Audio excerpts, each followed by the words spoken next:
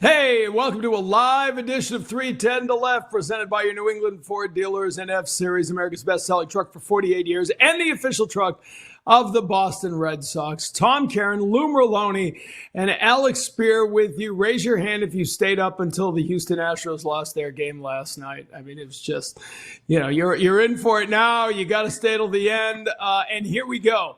By the end of the day, the Red Sox could be back in the playoffs for the first time since 2021. Lou, start with you. It could happen before they take the field. Houston plays at 3:30 this afternoon, and we're saying right before the Astros look cooked. I mean, they look like they have given up the fight. Yeah, and I actually, personally, I think they're going to lose. I mean, we just played the A's here on the last 10 days, and their pitching may not be great, but their lineup is filthy. I mean, their lineup 1 through 5, it doesn't really get much better. It's pretty deep. So, and Houston's just struggling. I think right now it's sort of like Houston and Detroit. These two teams are collapsing, and they're just keeping an eye on each other for this last spot. Alex, I mean, we talk about Detroit. We're talking about history right now, the collapse. But to Lou's point, they're not alone. Houston has gone south. The Blue Jays are going south before our eyes. They've lost 6 out of 7. And the Red Sox suddenly are hot on the road 4 out of 5. It is incredible how this entire American League is like watching the stock market, right? You go through peaks, you go through valleys, and you just hope you're peaking when the playoffs come. It's incredible to watch this this simultaneous slide of so many teams. And you did have a missed opportunity, Tom. You should have said the Blue Jays are migrating south, but that's a different story. Okay. It is unbelievable to see, Houston, 5 straight losses, Detroit, 8 straight losses. And what is happening over the course of the last few weeks, these teams that these are rare lightning strikes that we're observing, right? Like the Fangraphs odds that we look at for determining the postseason tell you that if you have a scenario that plays out, you have 95% playoff odds, right? Like that means that 95 times out of 100, that team is going to make the playoffs. But we're seeing teams that are really trying to be the 5 out of 100 right now, in the form of, and in the case of the Tigers, they had 100% playoff odds rounding up. Earlier this month, it's astounding to watch what's happening. The Tigers may still make it because of the rapidity with which the Astros are just losing it since Yordan Alvarez ended up going down. And there is something to be learned there from what's happened to Houston relative to what's happened to the Red Sox without Roman Anthony. But it is unbelievable to watch the other teams in the American League just spiraling right now. Mm-hmm. And so it becomes like, to me, really interesting and even difficult to people all the time. Who do you want them to play? Who do you want them to play? Right now, I mean, at this moment in time, 2 weeks ago, I'd have said New York, right? They've been really good against New York, yada, yada. Now, as you sit here, New York suddenly looks like one of the better teams out of this group. Seattle looks like the best team out of this group, maybe right now, if you're going to go play somebody right now. If you wind up, Lou, let's play through the scenarios a little bit here, because you're going to host Detroit this weekend. You're the Red Sox. Probably not going to know who you're playing till the very end of it. And all of these teams, the Blue Jays, the Tigers, the Guardians, everyone is playing for a division title as well as to make the playoffs if they haven't already clinched. They're going to be burning up pitchers. You might not have to, because you probably won't be playing for these. Like, all of a sudden, you could be Crochet against a number 2 or number 3 starter in game 1 of a wild card series. Yeah, and I kind of feel like the Yankees were supposedly going to get hot here at the end, given who they were playing. Nobody beats bad teams like the New York Yankees. They struggle against good ones, so you knew they were going to so-called get hot. I don't know if they are. I think they're still the same team. The Blue Jays, after watching these 2 games, to me, and nothing is a guarantee, they're the team you want to play. I mean, Gossman is still going to be nasty, and Bieber's still throwing the ball well, and they've got the other kid maybe for game 3, but this team is going to try to implement Santander into the lineup, kind of like how you are with Abreu, so he's not going to be on top of his game. I don't think Bo Bichette would make it back for the wild card. They put Bassett on the IL, a move that they may regret, thinking he'd be available for the ALDS. He can't pitch in the wild card, so their rotation is kind of a mess. Their lineup is kind of a mess. And I think that's a team that you want to keep an eye on. Do they use Gossman on Sunday against the Rays, which would be dumb in my opinion? It'd be basically putting all your chips in to try to win this division. They'd be the team you want. Alex, we had, when Alex Bregman joined us Monday, right? That's what he kept saying. You just got to get hot. You just got to get hot. But what was unsaid is you don't want to be cold. Like, you don't want to be losing 5 out of 6, 6 out of 7, 8 in a row. Like, these teams are backing into the playoffs. And, the Red Sox might play Detroit this weekend and then go right to Detroit for a best of 3 series. Or you might be right back in Toronto to lose point. You're going to probably play a team that you played this week in the first round of the playoffs. Which is totally wild and very unexpected, right? I think that the idea that they could end up going back to Toronto is, was not on anyone's radar. But here we are as a result of the Blue Jays' inability to pull out of their own struggles. And to lose point, it is their unsettled state of the rotation is striking and does make them perhaps a more favorable matchup than others. I would caution that how teams enter the October picture very rarely has a lot to do with what actually happens in October, or at least we've seen teams go into October with an absolute tailspin and then pull out of it. I think that one of the great examples was the 2000 New York Yankees, who I want to say like they lost 7 games in a row, something like that, right at the end of the season, and then get to October, the switch flips, and all of a sudden they win the World Series. But if your starting pitching is torched, then it makes it an awfully hard road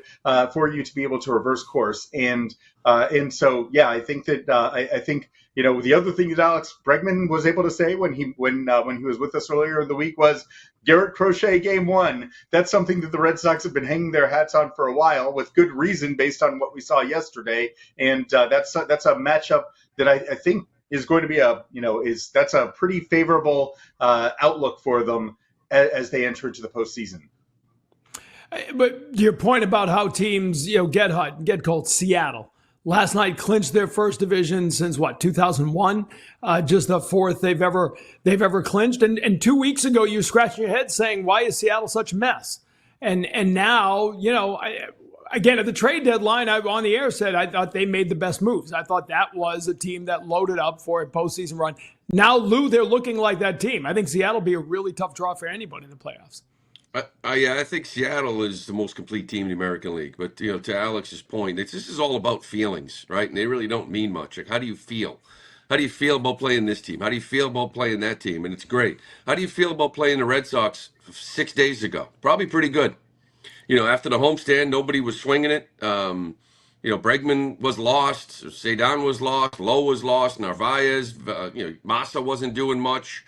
Now, 5 days later, all of a sudden, 1 through 9 seem to be swinging the bat pretty well. So it really doesn't mean anything. But when you look at it on paper, Seattle's the most complete team. The Yankees are still dangerous. Cleveland is hot. Will that play out in the postseason? So it's very tough to predict, once you get into the postseason. But as you guys just pointed out, like having Garrett Crochet on game 1, who, by the way, on 4 days rest, looks like it's May in June right now, the way he's throwing the baseball, like you feel pretty good about that. Alex, let's talk about Cleveland real quick. Give them their due because, again, one of those teams a month ago, I just said, yeah, bring on Cleveland. Let's go. And now nobody's hotter. Kind of shades of the 2007 Rockies as they roll into the playoffs, right? Like, what would Cleveland be like as a wild card, best of 3 series at Progressive Field? Really tough pitching, and that'll be a pretty. I would think that would be a pretty raucous atmosphere. They are a team that. It's interesting to think back to that series that they played against the Red Sox in Fenway in early September, because it was like, oh, Cleveland's not that good, right? That was when they had been kind of treading water right around 500, and then they fell below. There was that weird start that Crochet had where he was 5 shutout or 1 run through 5 innings, and then all of a sudden Cleveland had hung up 7 runs on him, and that was strange. They don't have a lineup that should be able to operate in quick bursts like that. But they've found a lot in their lineup over the course of this month. And again, their pitching has been tremendous. Young pitching that, names that we're not necessarily super familiar with the Gavin Williamses of the world, who have just been rolling their opponents. And so anytime you have really good starting pitching, then that can be a scary proposition. But of course, the last time that the Red Sox faced Cleveland in the postseason was 2016, when it looked like Cleveland was a mess because Corey Kluber had an injured hamstring, and they had just lost Danny Salazar, and they had just lost, I think, Carlos Carrasco. Their rotation was a mess, and it was like, oh, the Red Sox are going to roll in this series, no doubt. And then all of a sudden, Cleveland swept them. So there again, it is the great unknown of the postseason. But in terms of, there is something scary about the way that the Guardians are playing right now for other teams. All right, before we get to break, Lou, I got to ask you. So it could be over before they take the field tonight, right? Houston loses a 3:30 game, and you have clinched. I know you sort of have probably spent some time thinking through, how do you handle a clinching moment? The Red Sox win tonight. You and Dave will get the call that they're going back. How do you handle it if it happens 10 minutes before you go on the air? We throw to you. And they've just do you pour a little, what do you call them, the little mini champagne over O'Brien's head and then get to work? I mean, how do you handle clinching at 10 of 7 tonight? I don't know. I've never been through this kind of thing. Even in playing years, I've never really heard too many teams clinching before you even play. Like, I'm wondering, is it one of these things where, because, with the new rosters, you can't just flip and put a AAA lineup in there. Do you clinch and all of a sudden does it turn into 5 and die for Bello? Does it all of a sudden turn into, hey, late scratches? Bregman, you're out. Eaton, you're at third. It will be interesting to see. Part of me, listen, you want to clinch. You want to get this thing over with. But you wouldn't mind seeing maybe Houston win and the Red Sox go on and win the ball game and kind of do it the natural way or the organic way or the normal way, I guess you would call it. But regardless, I got a feeling we're not going to be leaving Toronto here at about 11 o'clock at night. It might be a little bit later than that. We'll see what happens in that clubhouse. It might not quite be the 2003 walk over to the baseball tavern in your spikes and hang around for 3 hours before going to Tampa, but it could be similar to that. I mean, that was about the latest bus departure from Fenway I have ever seen in my life. That's what I was sideline reporter, and you guys enjoyed every moment of it before getting on the bus. Full uni. I think maybe some guys kept their spikes on. I might have gone flip-flops behind the bar, literally just throwing beers at everybody. It was just like an open bar. It was absolutely insane. That was a late arrival in Tampa. I remember my story, because then, Tampa to Oakland for the first round. 2 quick games in Oakland. After a couple of days off, we got back. We got back home. I unpacked my bag, and I had a suit coat that was just drenched in champagne from 12 days early. It was the most disgusting thing I have ever pulled out of a suitcase in my entire life. All right, we've talked about a lot of the other teams. We're going to come back and dig into the Red Sox, why they've gotten here, and what are the outlooks beginning next week, because they're on the verge of punching their ticket. It is a eve of celebration live edition of 310 to Left, presented by your New England Ford Dealers NDF Series, America's best-selling truck for 48 years, and the official truck of the Boston Red Sox. Lou, Alex, and I will be right back. 310 to Left is presented by your New England Ford Dealers, who've been taking everyone out to the ball game at Fenway Park for decades. Catch Ford next time you're at Fenway, including in the Ford Clubhouse, a full-service bar perfect for bringing your lineup together and for recording our live edition of 310 to Left. It's all brought to you by your New England Ford Dealers NDF Series, America's best-selling trucks for 48 years and the official truck of the Boston Red Sox. All right, take a look at Garrett Crochet, the first to 250 this season, and he didn't wait around long. He did it with a strikeout of George Springer to begin his outing last night. Welcome back to 310 to Left, presented by New England Ford Dealers. Tom, Lou, and Alex with you.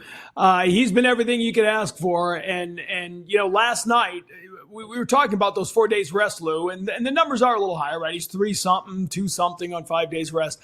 He went out last night and kind of reminded everybody, I'm fine. I'm still strong. 8 strong innings on 4 days rest. He dominated that lineup. Yeah, and I said last night, it was like a walk in the park. Like, there was no stress ever. Like, Clement doubled in the first inning, and I think that was the only guy that got there. It was just, he just walked through it. The power was there. The velocity was there. He's been everything you hope for. In the offseason, when it was like, who do you want to go get? And it was like Crochet, because there's so much upside. What he did in the first half of the season last year was eye-popping. He was right there with Tariq Skubal. He was young. Now, they calmed him down the second half. He finished with 31, 32 starts, but it was 3 innings. They were taking care of him. So there was some unknown. And when you traded for him, you were hoping this is what you were getting. The contract was complicated because there was such a, high ceiling for this guy that it was like, are we really going to give him 35, 40 million, $30 million based on what he could be? Wouldn't we like to see it for a full season? So they get it done, and everything worked out. With 6 years, 170, everything worked out. Like, he was exactly what you hoped he would be. And like I said last night, I don't think, he hasn't been great every single outing. He's grinded through a couple like every great pitcher does throughout a 32 start season. But I don't ever remember him walking up or throwing with an out or two outs in any inning saying he's done. He looks like he's getting tired. He has never looked like he was tired to me all year long. He is an absolute horse, and he looks just as strong as he did earlier in the year. Yeah, which is a huge thing to be able to see. And in fact, I think that I thought that yesterday was a pretty striking sign, because in the previous outing against Tampa Bay, he had gotten through, that was hard circumstances. Like, it was hot, it was unpleasant to pitch there, right? Like, that was kind of a hard series, but he ended up being able to flip around his outing in that one, going from a four-seamer cutter combination, which he was not able to command at all, and switch over and work very effectively against the Rays lineup, going two-seamer and sweeper. And yesterday, he had it all working. He was able to get, for the first time in a bit, he's really been struggling this month to get his four-seamer in the zone. Yesterday, he was pounding the zone with his four-seamer. He's back over 60% in zone rate. The cutter, again, was living in the zone. About 2 out of every 3 cutters was in zone and nasty. And on top of that, he had the two-seamer as well. And so all of a sudden, that was maybe the most efficient version of Crochet we've seen all year. It wasn't a high strikeout version, but it was just overpowering against the Blue Jays. And that efficiency is something that you don't see a lot of at this time of year. If he's able to carve through lineups and set up the Red Sox bullpen for the remainder of postseason series, that's huge. But to the broader point of what Crochet has been, when you think about the strikeouts and, of course, the innings, like, he is leading the major leagues in innings pitched, which who saw that coming for a guy who had never before thrown a full season as a starting pitcher, right? Last year, the White Sox tapered him down. They got him to 32 starts, but it was like, here's a 2-inning outing. Here's a 1-inning outing. We're just keeping you on your schedule. And this time, and so what he's proven is that he's able to not only be strong enough to do this, but that he's been able to compete and to find ways, have that adaptability in the course of games in order to be able to say, if something isn't working, I have other weapons that I can go to, which is, I think none of us appreciated his pitchability. We didn't know he had that when he came over here as a starter, because he hadn't been challenged to prove that he had it.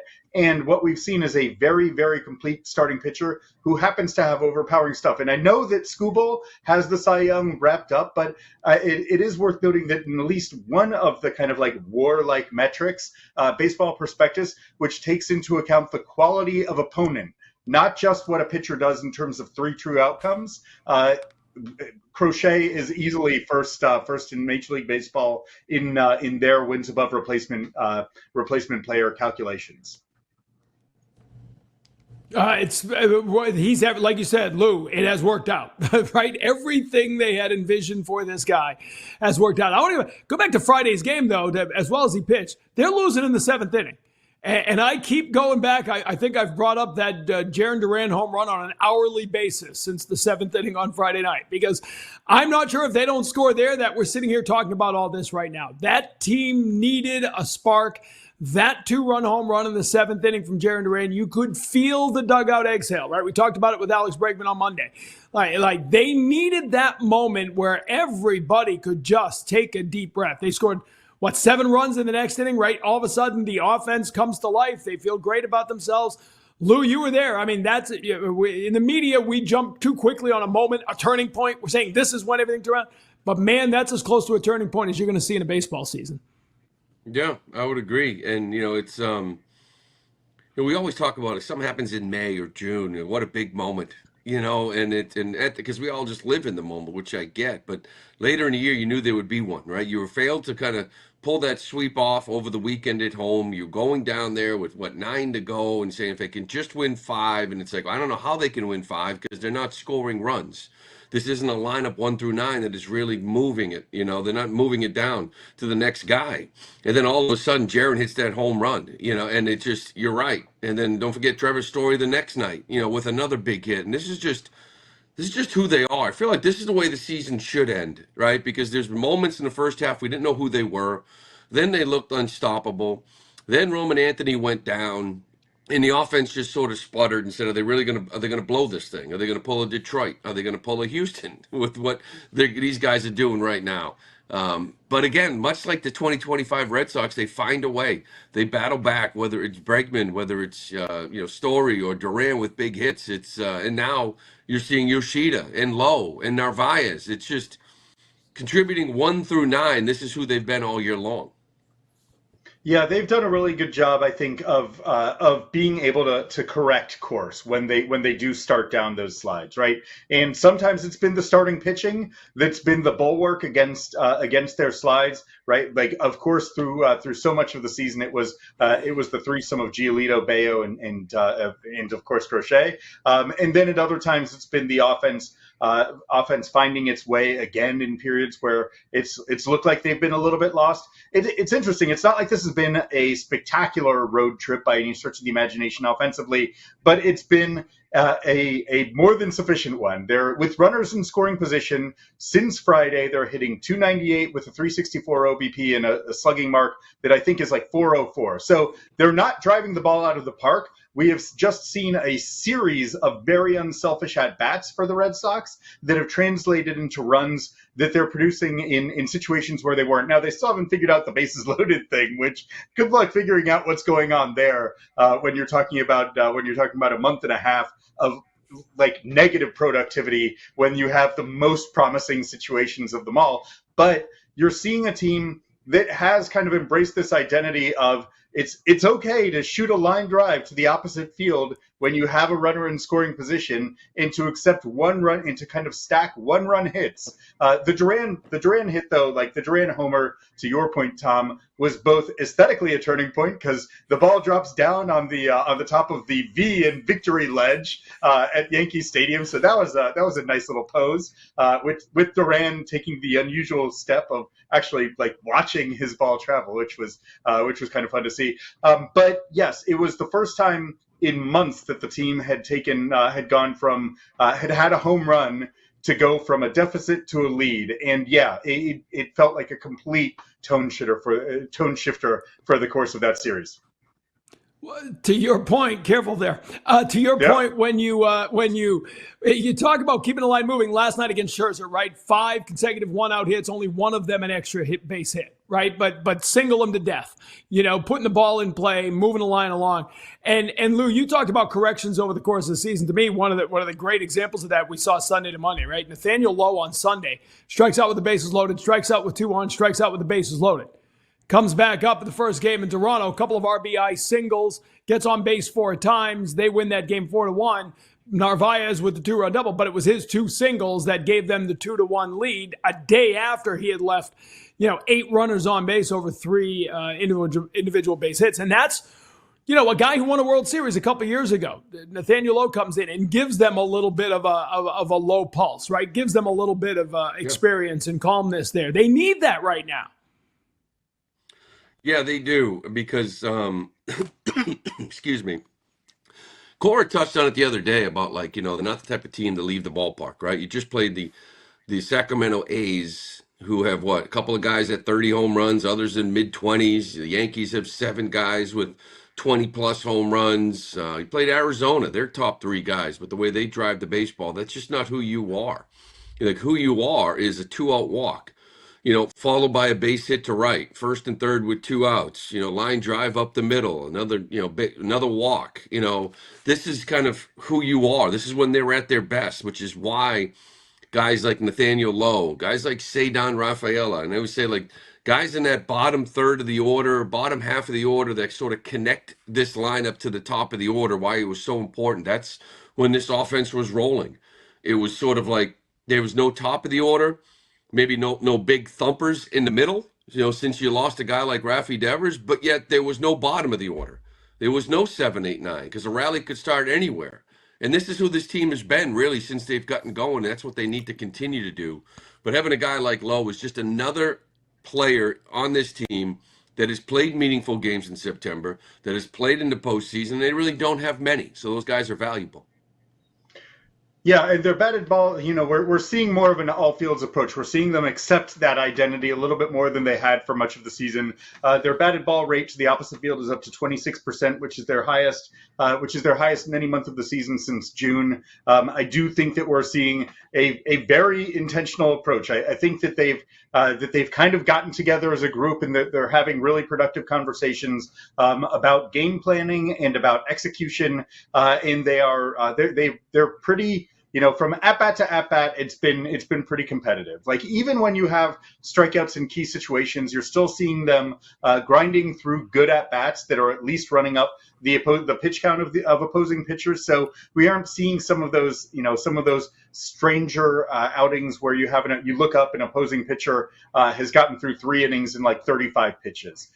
Even when they're striking out, you're seeing the lows at bats were oftentimes like 8 pitch at bats. There was one, I think, that was a 3 pitch punch out with the bases loaded. But yes, they don't have that much juice in their lineup. So they would love to rely on homers. I think that there's a long history of October being determined by teams that are able to go deep in pivotal situations, because it's really difficult to put together these kinds of sustained rallies. But I think that when you don't have that, you have to play to your own strengths. And every once in a while, you get something like a 2002 Angels team that is able to be a ball and play team and to string together hits in a way that allows them to be able to surprise teams. And I think that that's what the Red Sox are probably going to have to be. They're a team that seems to be better suited to lining the ball around the park than to pure launch. And so they're working with that right now, at least over the course of this pivotal road trip.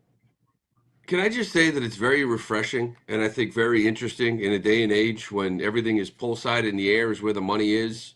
The strikeouts are high. So it's like for 4 months, for 5 months, we're going to continue to pull the ball in the air, continue to chase, continue to strike out. But when the games really matter, when we're down in the stretch in the postseason, the games that really count, now we want an all-field approach. Now we want to make contact. And part of it I understand is the lineup that you do have. Some things are universal. It'll never change. I don't care how much they want to change this game.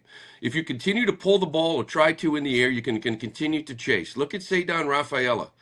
I feel like for years, it's just you got to pull the ball in the air. You got to pull the ball in the air. Now what's he doing? Now he's driving the ball the other way. He's taking his hits the other way. Guess what? He's a better hitter. So we can preach pull side in the air all we want. All it's going to do is make you chase. All it's going to do is make you strike out. And all of a sudden, when things really matter, we want guys to go the other way. Why don't we try doing that all year? Like as baseball, as a hitting philosophy. But you know what? Whatever. If they want to wait to the most important time of the year to be complete hitters, I'm in. All right, Lou Merloni morphing into Jim Rice before our very eyes. Who'd have thunk it? We will take a break, come back with more. We'll get back to pitching. Brayan Bello, huge start for him tonight as we talk about guys who want to be going in the right direction come postseason time. We'll talk about that. And forget the perfect running form, the perfect swing of Masataka Yoshida. We'll dial into all of it as we continue 310 to 11 presented by New England. Forward rolls on after this. We are back. It's 310 to left, presented by New England Ford Dealers and F-Series, America's best-selling truck for 48 years, the official truck of the Boston Red Sox. Tom Caron, Lou Merloni, Alex Speier with you. Masataka Yoshida went the other way, Lou. He decided now's the perfect time to swing for the yard, to swing for the fences. The home run last night, his 3rd of the year. Man, has he, you talk about right place, right time. They had to put him in that cleanup spot. Even as Abreu comes back, they're leaving him in that cleanup spot, and he's producing. What's going on with Yoshida right now? Well, he's kind of the other way around because he's looking to kind of yank and pull everything. He's like he's on the dish trying to pull the ball, but the early approach, attacking doubles down the line, to me, he just looks like he's staying through the baseball more. Like that home run he hit, the fastball up and in, how many times have you seen him hit that ball to first baseman on a 4-hopper? And it's just sort of keeping that front shoulder in, staying long to through the baseball and getting the ball in the air. That's always been the key for him. And I think evidently it's just the key is just to play in Toronto, or at least to play the Blue Jays, because this guy, I don't know if his average is going to be up to 370 now in his career against this ball club. I joked about calling Toronto in the offseason and offering Yoshida for Vlad, and they might actually think about it because he's been that good against them. But no, he's been great. And again, another one of those guys that that have sort of come back to life now. Like, we made such a big deal about Roman Anthony and what this offense looked like when he left. Well, it wasn't just Roman when you look back at it. It was Abreu got hurt. It was Bregman, Rafaela disappearing act. It was Nathaniel Lowe and Yoshida. So it wasn't just Anthony. The other 5 guys were gone as well, Abreu because of injury, and it's nice to have them all back.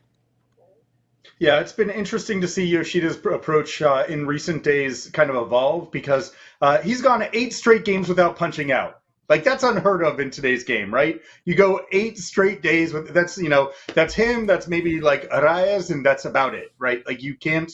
It's there aren't that many guys who don't swing and miss. Who are able to control their swing and miss that much over that extensive a period of time. But the pull the ball in the air thing is a more recent wrinkle in that in Toronto, what we were seeing was kind of more line drives, more not just pulling the ball for 4 threes or 3 unassisteds, but instead staying up the middle a little bit more when he was in Tampa Bay. That started to get him on the board with some hits, and then it just seems like the timing was going to be slow to come back, coming off of what was, in fact, major shoulder surgery, and what was, in fact, not really playing at all against real pitching for the first couple of months of the season while he was basically put on mothballs while Rafael Devers was still with the Boston Red Sox, and they were trying to figure out what to do with Masataka Yoshida, who they primarily wanted to be a DH and not much of an outfielder. And so it seems like maybe the timing is coming around right now.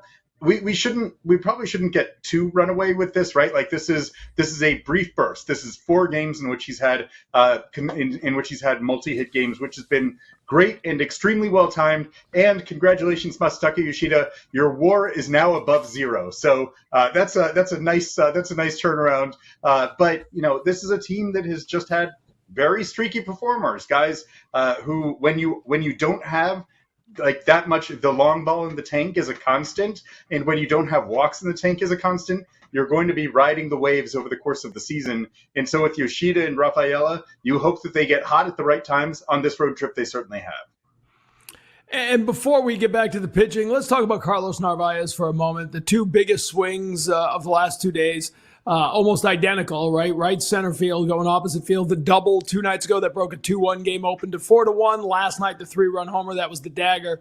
And then getting emotional after the game, talking about his journey and how he got here to a team that's going to the playoffs.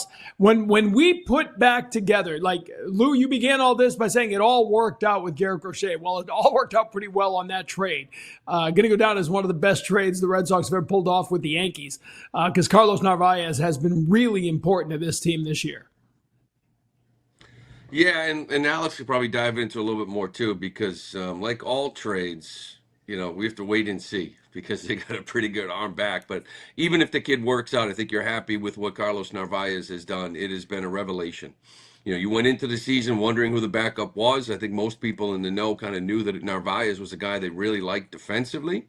Alex always said, even the beginning of the year when he was hitting 200 the month of April or maybe even under, the defense is elite. The defense is fantastic. And I think there's more there offensively. Now, he went on an absolute tear for a couple of months and maybe worn out a little bit. We know the knee injury was a cause of it as well.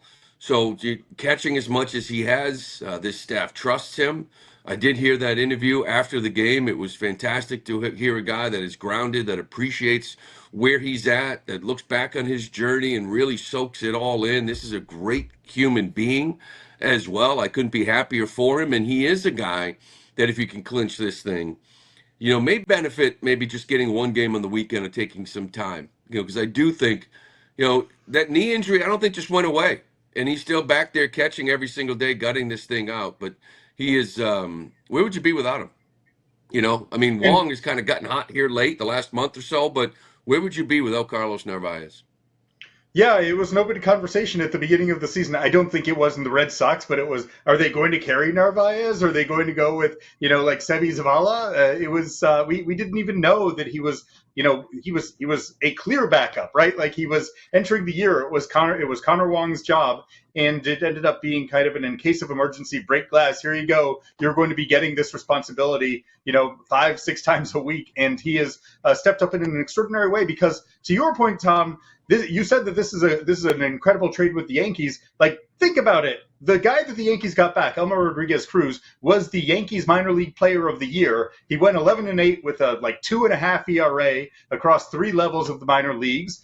He ended up, I think, leading the minors in innings pitched with 150. So he looks like a starting pitcher, which is actually a little bit surprising to me. I thought that when the Red Sox traded him, I thought he had more of a kind of multi-innings bullpen profile, but he's taken a considerable step up, and yet that's not even a regret on the part of the Red Sox. Number one, because Narvaez has been so good that, hey, if you get an everyday starting catcher, then if you give up a pretty good pitching prospect, that's okay. And number two, because the Red Sox have improved their pitching pipeline to the point where the Connolly Earlys of the world, and, Peyton Tolley obviously has struggled at the big league level since that spectacular first start, but he's here. You see what Kyle Harrison has been able to do. You see what Hunter Dobbins is able to do. So the Red Sox all of a sudden are a team that actually has some pitching depth that they can afford to trade. And so it ends up being a deal that as both teams have gotten probably more than they hoped they were getting in that deal. It's fascinating. Yeah, if Quinn Priester is expendable, you could make that trade for a catcher who you needed. Okay, that's just the reality of where this team is now, pitching wise. Yeah, they could use him, no doubt about it. All right, let's talk about Bello, because he's on the mound tonight, and you don't like to put too much into a final regular season start when you're going to need the guy in the playoffs. But to me, it's really important that he go out and pitch well tonight.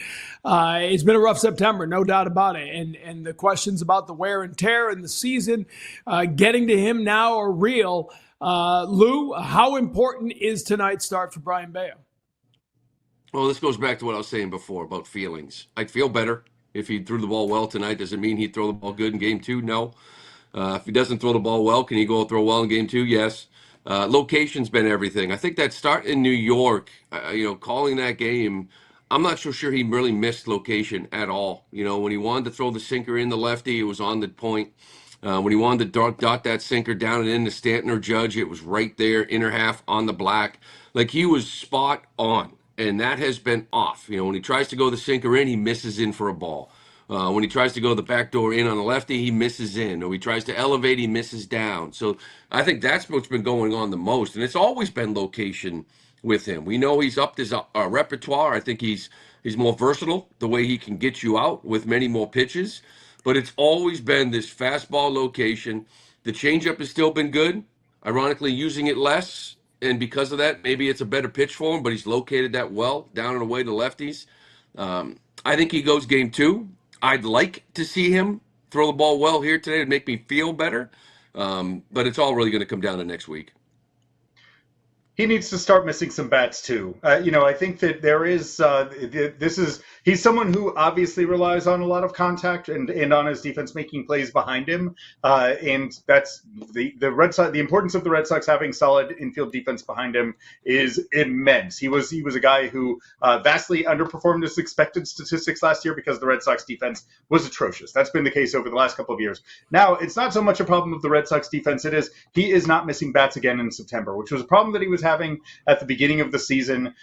He needs that changeup to have that extra couple inches of fade to it so that he can get under bats and reliably have some kind of a weapon with 2 strikes, as opposed to when he's struggling to get the swing and miss, then you get foul ball, and then all of a sudden ball in play, and sometimes for a little bit of pop. He only has 13 strikeouts in the month of September against roughly 90 batters faced. That's not a good rate, and you need to see there's kind of a threshold for him of, in order to be a reliable pitcher, you probably need to get up more in that. You'd like to see something in that 20+% rate in terms of strikeout rate, but at least kind of like the high teens, as opposed to where he's barely scraping them. Is there a scenario where he struggles tonight, they don't have anything to play for Sunday, and Lucas Giolito is your game 2 starter? Yeah, I think sure. it's matchup, Go ahead, Lou. Yeah. No, I was just saying, yeah, I mean, there's absolutely that scenario. Some of it could be matchup related, although I'm not so sure those two, it's not like it's a lefty-righty type of thing. But it's not like Lucas is out here throwing gems, lately and being efficient himself, So I just think physically, like, Bello's in a good spot. And I think physically this late in the year, they like it. And I think, to Alex's point, what would really help the swing and miss, I mean, when you're behind and you're a single ball pitcher and it's 2-0, 3-1 all the time, there's going to be contact. If you can get ahead and locate, now all of a sudden the slider and the changeup can be more of a swing and miss pitch. But there's always a case for that. It's just that Lucas isn't exactly going 6-7 strong every night down the stretch either. Yeah, his fastball velocity, what we've seen in the last couple of starts, is a little bit concerning. I thought that he actually did a great job of being able to adapt to his stuff in that outing in Toronto, being able to throw some top shelf sliders, for instance, right, in order to have an element of surprise when his fastball was sitting around 92, 93, which is a couple ticks below where he'd been in that great 3-month run that he had. So I think that both of these guys are in a position where they're able to benefit from extra rest. I think that again, what we saw with Giolito suggests that you probably do want to get him. Although, of course, if you're skipping him on Sunday, then he's getting a fair amount of extra rest before a potential game 2 start. But to Lou's point, it would probably be matchup based. Is it a team that struggles against fastballs on the top rail, or is it a team where that being able to execute those sinkers to the arm side for Bello would be the kind of preferable matchup? And then you would probably have a relatively quick hook for either of them, where you would be willing to move to one of the lefties behind them with Early or with Harrison in order to flip around the lineup and try to take advantage of some platoon matchups. All right, good stuff to talk about. We'll take our final break, come back, get back to the stretch run as we hit our stretch run on 310 to left. Presented by New England Ford Dealers. We'll come back in a moment. 310 to left is presented by your New England Ford Dealers, who've been taking everyone out to the ball game at Fenway Park for decades. Catch Ford next time you're at Fenway, including in the Ford Clubhouse, a full-service bar perfect for bringing your lineup together and for recording our live edition of 310 to Left. It's all brought to you by your New England Ford Dealers and F-Series, America's best-selling trucks for 48 years and the official truck of the Boston Red Sox. All right, we are back on 310 to Left, presented by New England Ford Dealers. Today could be the day the Red Sox looking to clinch their first playoff spot since 2021 and just their second since they won it all in 2018. Lots of good vibes in Red Sox Nation. It is incredible. I said it's like watching the stock market, the peaks and valleys. 2 weeks ago, all I was hearing from anybody, ain't going to get in, ain't going to make it. TC, there's no way there. And now everybody's like, who are we playing? Can they still get a bye? Is there still a chance they win the division? Like, it's just been, and that's what you sign up for, right? I know everyone's like, this is too stressful. Well, we haven't had this stress in our lives if you're a Red Sox fan for the last few years. Lou, this is good stuff. This is what we want. Yeah, it is. It's why I love sports. It's like there's no script. You don't know how it's going to happen. You know what's going to happen. But this team, you got to give them a ton of credit, and everybody involved a ton of credit. I've heard all year long, whether it's Alex Cora doesn't know how to manage a bullpen, I would say it's worked out pretty well. Or Andrew Bailey and this pitching staff, this pitching program. I would say that what he's done with guys like Giolito, where they've managed Crochet, they've had young guy after young guy come up here and come out and perform. Heard Pete Fatsy get a lot of grief all year long with the strikeouts while he's dealing with Narvaez and Wong and just a revolving door at first base with inexperience. And same thing at second base with a bunch of rookies coming up here. In what he's able to deal with first and second year players in this league who profile as swing and miss guys. And to be able to sit here where you are today, I think as a team that is feeling pretty good going into the postseason, I believe they all deserve a ton of credit. And again, the manager, Cora. It's like this guy can't manage a bullpen. He's this, he's that. They've tanked the last 3 years going into the postseason. I think deadlines and quite frankly, talent has had more to do with it in those years than your manager. So I think a lot of them deserve a ton of credit. And they're about to wrap this thing up. And I think it's going to get done today, whether it's before the game or after.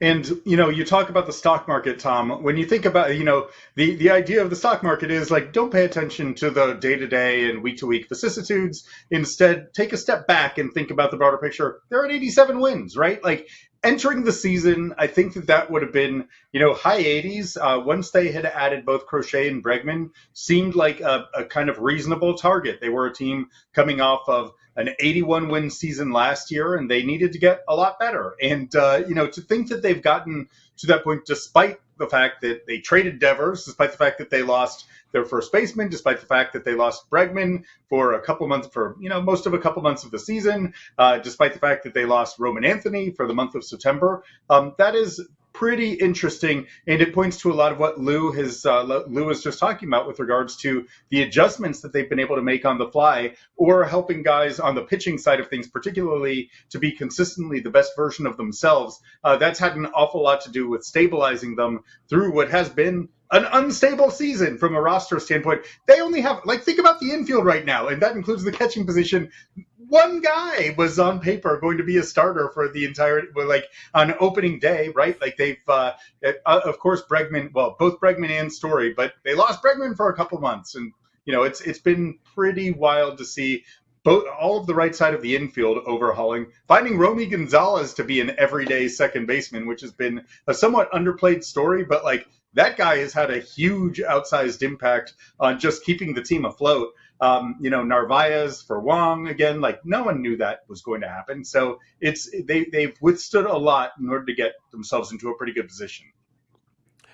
A couple of things I want to hit on before we go. Not much time left. One good, one bad. We'll start with the bad. By my count, they are trying to become the 5th team to make the playoffs when leading Major League Baseball in errors. 4 have done it. None have ever won the pennant, let alone the World Series. How concerned are you about the defense going into the postseason? Yeah, I'm not. I know Story's dealing with a little bit of stuff here in September.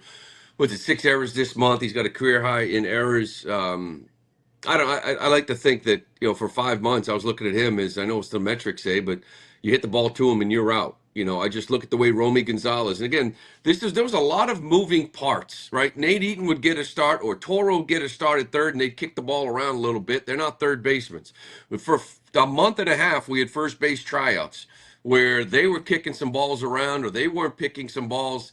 This outfield uncharacteristically have made some errors. That's probably the most surprising thing. Jarren Duran, I think in left field has had some issues. I think he's dropped 2 or 3 fly balls. So there's been some uncharacteristic things, and there's been so many catchers' interference. But the way I look at this team, if you're going to give me an outfield of Duran, Rafaela, and Abreu with Bregman and Story and Romy and Nathaniel Lowe, and one of the best defensive catchers in the game as well, I'm not worried about short-term, small sample size. I think defensively they go into the postseason as a pretty good defense, as a good defense that will make the routine plays and will make some spectacular ones. And I think that's what you need.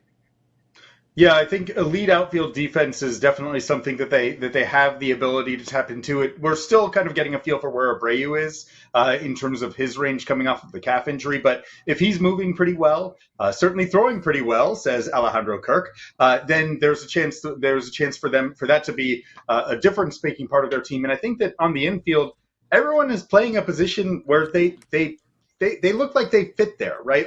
To Lou's point, it's been strange to see Story's sequence of a cluster of errors, but he's a shortstop. We've seen it over the course of enough of the season that he doesn't look like he's miscast for the role, as opposed to so much. This is not the 2024 or 2023 Red Sox anymore. The infield looks like it has guys who know what they're doing where they're playing. And then we'll finish on what I think is probably the underreported story or under-discussed story from fans is the bullpen, right? Lowest ERA in the American League. Bullpens win playoffs. They got a good bullpen. I mean, if there's anything else you can say, you trust in Crochet, you trust in the top of that rotation, you trust in the offense to scratch out enough runs. But Lou, you got to have a lot of faith in this bullpen. The big 3 on the back end. Now you got some different guys that can get you there. It looks like a bullpen that is set up to succeed. Well, you get the ball to Whitlock and Chapman, you feel really good, right? Those two have been lights out. I think Justin Slayton is the biggest development for this team and maybe one of the most important guys in this team because, as we know, in the postseason, Crochet may be different. But in the 5th inning, we're going to the pen. That's just the way playoff baseball is. 5th, 6th, 7th inning. So you got 3 innings to fill. And you needed another right-handed, high-leverage guy to go with Whitlock. To be able to use Witt in the 7th and feel comfortable using Slayton in the 8th, which we saw the other night. So I feel like you've got 2 righties to go with Chapman, And then the lefties, Wilson and Matz. I know Matz has been giving up some home runs. It'll be interesting to see, and I don't know how they're going to play this thing out with Harrison and Early, right, in the postseason. How they use those two guys. Any experience coming out of the bullpen? I know Harrison has done a little bit. I'm not so sure Early has.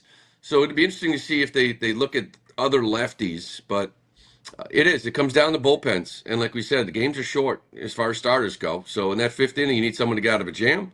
You got to go to the sixth. You got to go to the seventh before you can hand the ball off.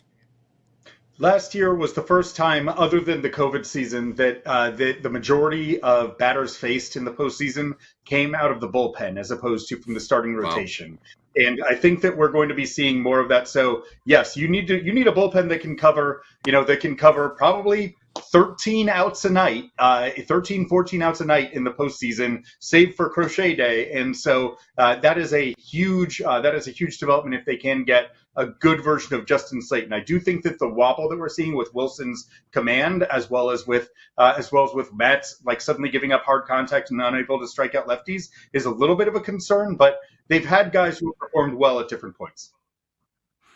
Well, it's good stuff to talk about, and we'll be talking about it a lot tonight. I don't know, for pregame show, we might just show the Astros game. We'll just stay off camera and just show you the last 2 innings of the Astros game. Lou, have the champagne at the ready. Going to be a fun night in Toronto. Lou, Alex, thanks for joining us, and thanks for checking out this live edition of 310 Live, presented by New England Ford Dealers. NDEF Series, America's best-selling truck for 48 years, and the official truck of the Boston Red Sox. 6 o'clock pregame coverage tonight. 7 o'clock the game itself. Tonight could be the night. Enjoy it.